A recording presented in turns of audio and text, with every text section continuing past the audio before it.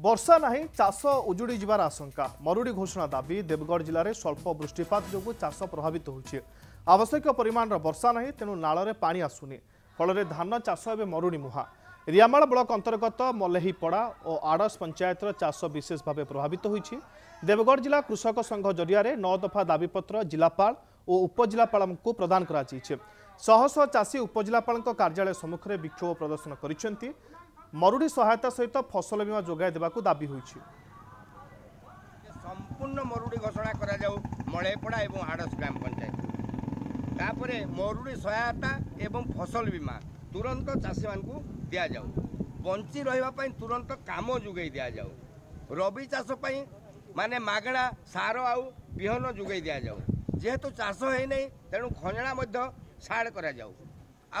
यार स्थायी प्रतिकार आज्ञा ना सबुदिने तमाने मरुड़ी होगुड़ाक तेणु जो अड्डे नालटा आई बड़सिमले नखवाल जाके स्थाने स्थाने जदि बालीबंध बांधी देकर लिफ्ट इरिगेशन कर दि जाए जो माटी बंध साइजरे जदि भी सीमेंट बंध नहीं होले